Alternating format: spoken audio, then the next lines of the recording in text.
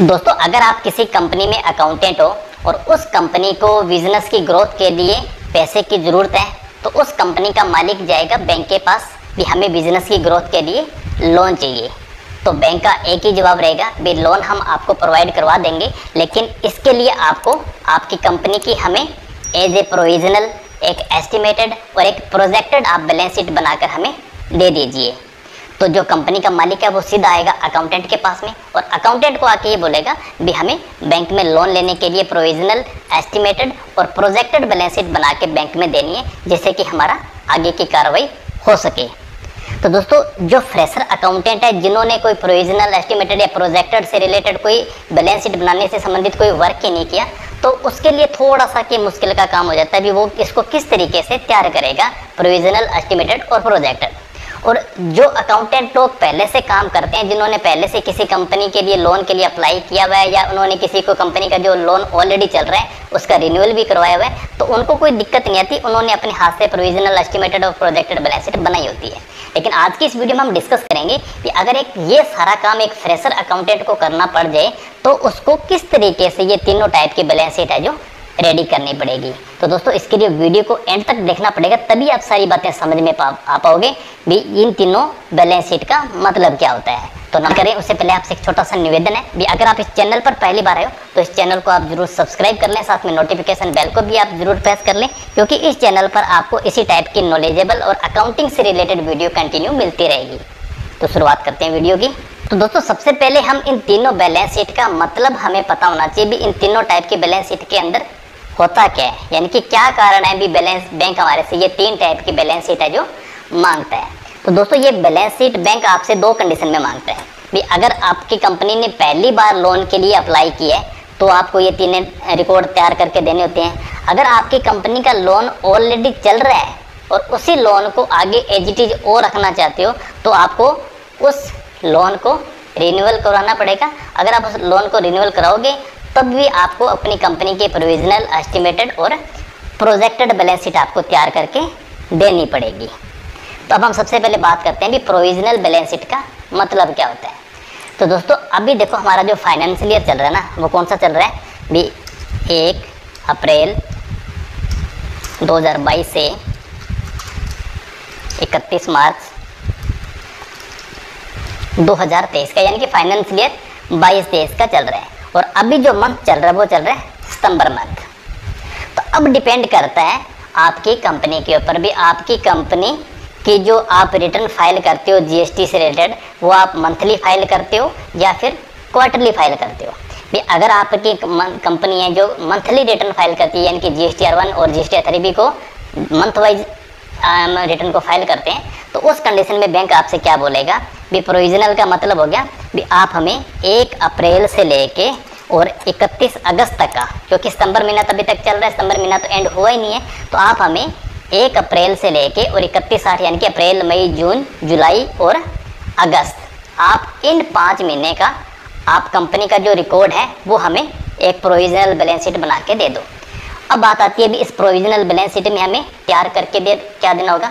तो इसके अंदर जो हम ईयर एंड पे जो बैलेंस शीट बनाते हैं ना, सेम वही रिकॉर्ड आपको तैयार करना होगा, लेकिन आपको यहाँ पर जो ट्रेडिंग अकाउंट हम तैयार करेंगे उस ट्रेडिंग अकाउंट के अंदर यहाँ पर आपको लिखना पड़ेगा भी प्रोविजनल ट्रेडिंग अकाउंट 31 अगस्त 2022, क्योंकि 31 अगस्त 2022 का रिकॉर्ड हम तैयार कर रहे हैं। सॉफ्टवेयर आपके पास कोई हो सकता है, कोई दिक्कत नहीं। अगर आप किसी टैली जैसे सॉफ्टवेयर को यूज़ करते हो तो आपको करना क्या होगा, सबसे पहले आपको आना है प्रॉफिट एंड लॉस अकाउंट पे और Alt F2 करके यहाँ से आप चेंज कर सकते हो 1 अप्रैल से लेके 31 अगस्त तक का।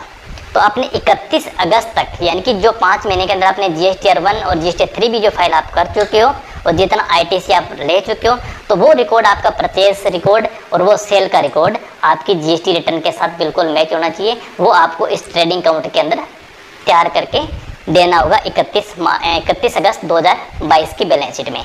और 31-22 की बैलेंस शीट आपके अभी तक कर चुके हो, कितनी आपकी इनकम आ चुकी है, अदर इनकम, वो अकाउंट के अंदर तैयार करके देनी पड़ेगी। और उसके बाद में 31 अगस्त तक आपकी जो बैलेंस शीट है उस बैलेंस शीट के अंदर क्या कुछ रिकॉर्ड आपके पास आ रहा है। 31 अगस्त को आपके पास बैंक बैलेंस क्या था, डेप्टर्स कितने थे, कैश इन हैंड आपके पास क्या था, स्टॉक आपके पास क्या था, इसके बाद अब आपके पास अदर लायबिलिटीज जैसे सेंट्री क्रेडिट्स हैं, कोई गवर्नमेंट की टैक्स की लायबिलिटी बन रही हो, कोई बैंक से की और कोई लायबिलिटी आपके पास आ रही हो, तो वो सारा 31 अगस्त का रिकॉर्ड आपको पड़ेगा।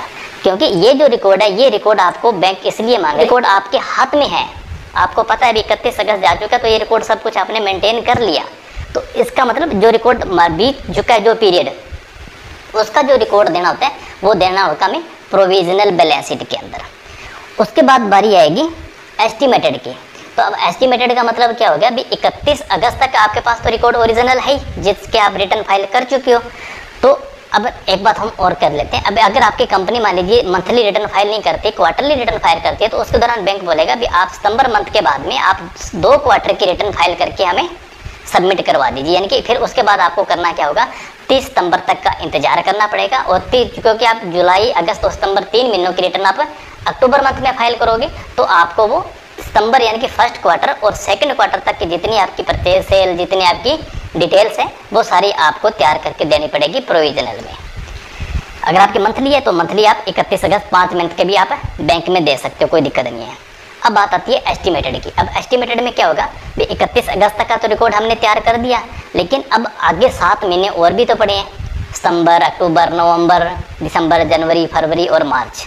तो इस 7 महीने के अंदर आप कितना काम और कर लोगे, यानी कि ये फ्यूचर की बात है कि इन 7 महीनों के अंदर आप कितना काम और कर लोगे, उसके लिए आपको एक अलग से एस्टिमेटेड का रिकॉर्ड, बैलेंस शीट, यानी कि ये same trading account, profit and loss account और बैलेंस शीट है, ये तीनों रिकॉर्ड आपको 31 मार्च 2023 यहाँ पर लिखा जाएगा, एस्टिमेटेड ट्रेडिंग अकाउंट 31 मार्च 2023, यानी कि 7 महीनों के दौरान आप कितना डाटा और आपके पास आ जाएगा। तो अब कितना आ जाएगा उसका आइडिया हमें कैसे पता चलेगा, तो इसके आइडिया के लिए हमें क्या करना पड़ेगा, जो हमारे पास 5 मंथ के अंदर हमने सेल परचेज करी है, जितने एक्सपेंसेस हमने करे, उसी को बेस मानते हुए, उसी से थोड़ा सा हमने कोई 2-3% की ग्रोथ करते हुए हम इसको आगे के 7 महीने का रिकॉर्ड का आइडिया और ले लेंगे। अब और लेने का मतलब क्या होगा, जैसे कि हमारे पास ये बैलेंस शीट है, हम चलते हैं ट्रेडिंग अकाउंट पे, और ट्रेडिंग अकाउंट में हम देखें तो 31 अगस्त तक हमने पीरियड यहाँ पर सेलेक्ट किया हुआ है, और ये हमने 2,17,131 रुपये के 31 अगस्त तक सेल हम कर चुके हैं। तो अगर हम इसको डिवाइड करें 5 मंथ के अंदर, तो यानी कि 2,17,131 डिवाइड बाई 5, तो यानी कि ए पर मंथ की जो हमारे पास सेल आ रही है वो आ रही है 43,426 रुपये और 20 पैसे की। तो यानी कि हम इसको ये मान के चलेंगे भी जो सितंबर महीना रहेगा उसके अंदर हमारी जो टर्नओवर है वो 44,000 रुपये की रह जाएगी। अक्टूबर महीना आएगा उसके अंदर हमारी 44,500 रुपये की हम सेल करेंगे। उसके बाद आएगा तो उसके अंदर हम 45,000 रुपये की, 46,000 रुपये कर देंगे, 47,000 की कर देंगे, 48,000 की कर देंगे। यानी कि हर मंथ के अंदर थोड़ा सा ग्रो हमें दिखाते हुए वो आगे का एस्टिमेटेड जो रिकॉर्ड है वो आपको तैयार करना। वो कब तक का तैयार करना होगा, 1 अप्रैल से लेके और 31 मार्च 2023 तक का रिकॉर्ड आपको तैयार करके देना पड़ेगा, 1 अप्रैल 22 से लेके। तो 31 अगस्त तक आपके पास एक्चुअल आ जाएगा, और 7 महीने आपको 5 महीनों की जो अपनी रिकॉर्ड है उसको एस्टिमेटेड मानते हुए, उसी का आइडिया लेते हुए आपको आगे का रिकॉर्ड तैयार करके दे देना है। या फिर आप अपने बिजनेस का जो ट्रेड है उस ट्रेड के अंदर आपने जो प्रोडक्ट सेल करने होते हैं उस सेल की आइडिया आप ले सकते हो भी आपके इस जो प्रोडक्ट की सेल है वो आगे आने वाले महीनों के अंदर घटेगी या उस प्रोडक्ट की सेल है जो बढ़ेगी। अगर बढ़ेगी तो आप अपना डाटा उसी अकॉर्डिंग और ज़्यादा थोड़ा सा इंक्रीज करके हम बैलेंस शीट के अंदर, ट्रेडिंग अकाउंट के अंदर, प्रॉफिट एंड लॉस अकाउंट के अंदर और बैलेंस शीट के अंदर इसको दिखा सकते हैं। तो यानी कि ये हो गया एस्टिमेटेड का। और प्रोजेक्टेड का मतलब आ गया भी आपको 1 अप्रैल यानी कि 1/4/2023 से लेके और 31/3/2024 तक का प्रोजेक्टेड बैलेंस शीट आपको तैयार करके देनी होगी।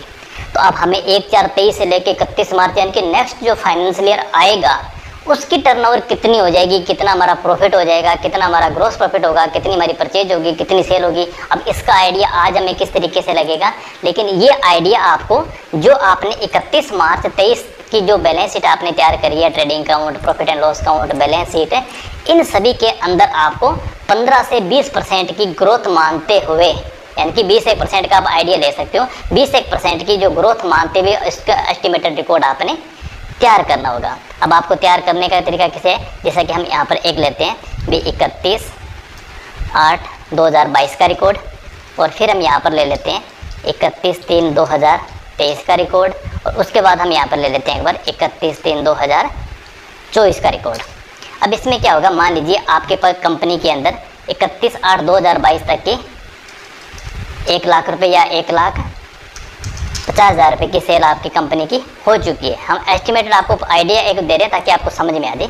तो अब 5 महीनों की सेल ये है, तो अब इसके अंदर हम क्या करेंगे, एक बार हम इसको 5 महीने के साथ अगर हम डिवाइड करें तो यानी कि पर मंथ की सेल आ रही है 30,000 रुपये। तो आगे अब मंथ यहाँ पर बच गए 7 महीने, तो अगर हम इसको करें भी 30,000 इंटू 7, हम इसी को अगर बेस माने इक्वल यानी कि 2,10,000 रुपये की आगे आने वाली 7 महीनों के अंदर सेल और हो जाएगी। लेकिन आपको एजिटिव ही नहीं रखना, उसके बाद आपको थोड़ा सा किसका ग्रो करते हुए दिखाना। हम ये मान के चलेंगे भी आगे आने वाले महीने के अंदर हमारी 38,000 रुपये पर मंथ की सेल होगी, तो हमारा टोटल हो गया 2,66,000 रुपये की आगे 31 मार्च तक टोटल सेल हो जाएगी 7 महीनों के अंदर। तो अब हमारी टोटल सेल जो हो जाएगी 1.5 लाख रुपये की सेल हमारी हो चुकी है, 2,66,000 रुपये की हमने एज एस्टिमेटेड दिखा दी। तो टोटल टर्नओवर हमारी 4,16,000 रुपये की हो जाएगी 31 मार्च 2023 तक। आप इसके अंदर थोड़ा बढ़ा भी सकते हो, आप अपनी बैंक के जो अभी आपने लोन पास करवाना है उसी के अकॉर्डिंग। अब उसके बाद बारी आएगी 31 मार्च 24 की, कि आप 31 मार्च 24 तक की आपकी टर्नओवर कितनी हो जाएगी। तो अब हमने आइडिया यहाँ पर ले लिया भी 31/3/2023 तक की 4,16,000 रुपये की हो जाएगी। तो अब यहाँ पर हमने इसी को बेस मानते हुए भी 4,16,000 रुपये का हमने 20% और ज़्यादा थोड़ा सा का इंक्रीज हम कर लेते हैं भी, इसका 20% एक बार हम यहाँ पर देख लेते हैं भी कितना हमारा बनता है। एक बार कैलकुलेट हम कर लेते हैं भी 4,16,000 इंटू 20%, तो यानी कि 83,200। हम आइडिया से मोटा मोटी हमने इसका मान लिया 90,000 रुपये। तो टोटल हमारी जो सेल रहने वाली है वो 4,16,000 प्लस 90,000। तो यानी कि हम ये कह सकते हैं बैंक को भी आने वाले 31 मार्च 2024 को हम 5,06,000, 5,07,000, 8,000 के अकॉर्डिंग इसका सेल है जो कर देंगे, क्योंकि बैंक आपका लोन तभी पास करेगा ना। बैंक को पैसा आपके लिए किस लिए चाहिए, बिजनेस की ग्रोथ करने के लिए। तो अब बिजनेस की ग्रोथ की हम दिखाएंगे भी, इतना ग्रोथ हम कर सकते हैं तो ही बैंक आपको लोन देगा भी। अगर आप एजिटीज इसी का एवरेज मानते हैं 31 मार्च की 24 को अगर सेल दिखाएंगे तो बैंक क्या कहेगा भी आपकी जो सेल प्रेजेंट टाइम में चल रही है वही सेल आपकी आगे रहेगी, तो बिजनेस का ग्रोथ है तो आपका हो ही नहीं रहे। तो यानी कि एज 31/3/24 तक का या 31/3/2023 तक का जो हम प्रोजेक्टेड रिपोर्ट तैयार करेंगे वो एज ए आइडिया के रूप में एस्टिमेटेड मानते हैं, हमने इसको रिपोर्ट है जो तैयार करते हैं। तो यानी कि हमें प्रोविजनल के लिए हमें same trading account, profit and loss account और बैलेंस शीट का रिकॉर्ड तैयार करना है। इसी तरीके से एस्टिमेटेड के लिए भी हमें ट्रेडिंग अकाउंट अलग से, प्रॉफिट एंड लॉस अकाउंट और बैलेंस शीट तीनों अलग से, और प्रोजेक्टेड बैलेंस शीट के लिए भी same record, trading account, profit and loss account और बैलेंस शीट तीनों डाटा हमें अलग अलग साल के लिए अलग अलग रूप से तैयार करके देने पड़ेंगे। तो सभी के ऊपर आपका यहाँ पर 31 मार्च, जैसे मैंने 31 मार्च आप चॉइस बना रहे हो तो यहाँ पर आपको वर्डिंग जो लिखनी पड़ेगी वो है projected balance sheet as on 31 March 2024 तक की। तो इस तरीके से हम हमारी जो कंपनी की जो टर्नओवर है उस टर्नओवर को आगे आने वाले महीने के अंदर हमें इसको ग्रो करते हुए इसको दिखाते रहना है, ताकि बैंक में हमारा लोन है जो इजीली पास हो जाए। तो दोस्तों उम्मीद करता हूँ इस वीडियो से आपको इन तीनों बैलेंस शीट का मतलब अच्छी तरीके से समझ में आ गया होगा, प्रोविजनल का, एस्टिमेटेड का और प्रोजेक्टेड का।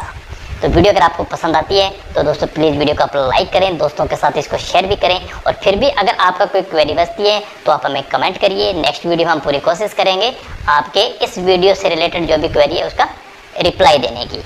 और अभी तक आपने इस चैनल को सब्सक्राइब करके नहीं रखा तो प्लीज़ ज़रूर कर लें, क्योंकि आपको इसी टाइप की वीडियो कंटिन्यू मिलते रहेंगे।